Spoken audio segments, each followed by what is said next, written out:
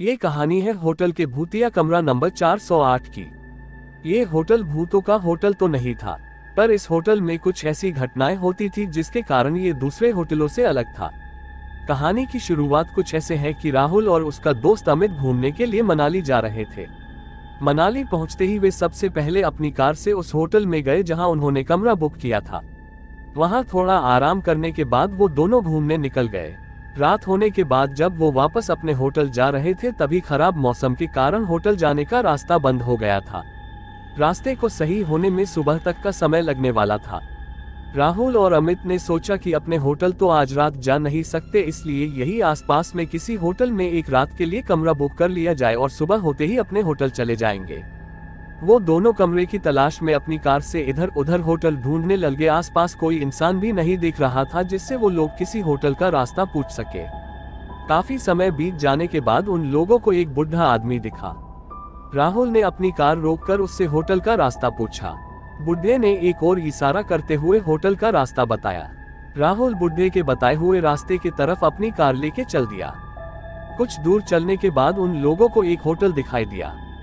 राहुल और अमित ने चैन की सांस ली और होटल के अंदर चले गए। होटल के अंदर जाके उन्होंने काउंटर पर खड़े आदमी से रात भर रुकने के लिए एक कमरा मांगा।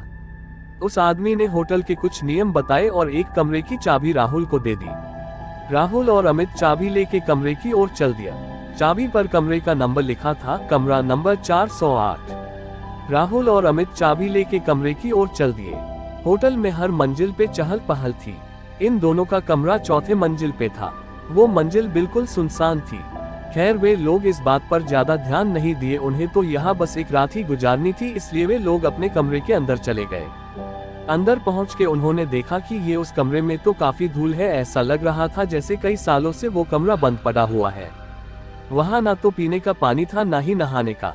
राहुल ने वहाँ पे रखे फोन से होटल के स्टाफ को कॉल किया। कॉल किसी ने उठाया पर कुछ बोला नहीं। डरवानी सी हंसी के बाद कॉल कट गया।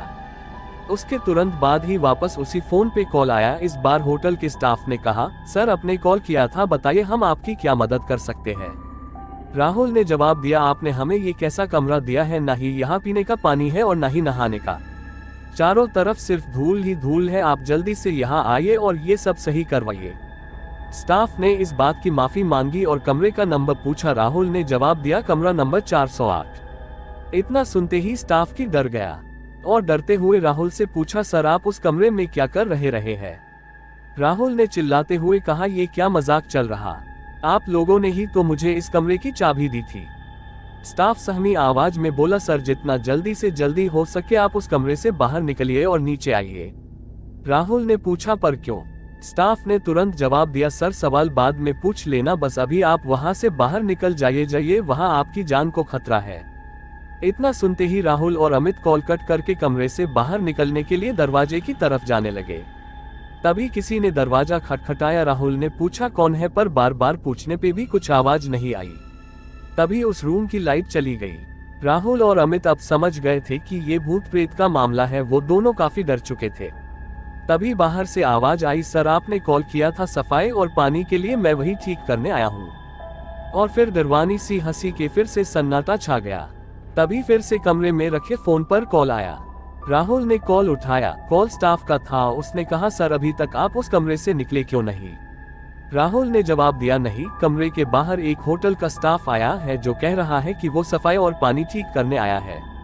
इतना सुनते ही होटल के स्टाफ ने राहुल से बोला, सर कुछ भी हो जाए आप दरवाजा मत खोलना, अगर आपने दरवाजा खोला तो आपकी मौत भी हो सकती है। ये सुनते ही राहुल और अमित दोनों बहुत डर गए। फिर स्टाफ ने कहा, सर आप अंदर ही रहिए, हम लोग आपको बचाने ऊपर आते हैं। कुछ देर बाद कमरे के बाहर से आवाज आई, सर हम लोग आ गए हैं, आप दरवाजा खोलिए। साथ में कुछ और लोगों की भी आवाज आ रही थी, इसलिए राहुल और अमित ने दरवाजा खोल दिया। उन्होंने देखा सामने सच में होटल का स्टाफ ही था। दोनों ने चैन की सांस ली। फिर सभी लोग वहां से जल्दी ही नीचे आ गए। राहुल ने काउंटर पर देखा पर वहां पर कोई दूसरा स्टाफ था जिसने राहुल को चाबी दी थी, वो कहीं नहीं दिखा। ये सारी बातें राहुल ने वहां के लोगों को बताई। उन लोगों ने राहुल से कहा, सर आपको जिसने चाबी दी थी वो भी पहले इसी होटल में काम करता था, पर अचानक से एक दिन कमरा नंबर 408 में रहस्यमय तरीके से उसकी मौत हो गई। तब से उसकी आत्मा इसी होटल में रहती है।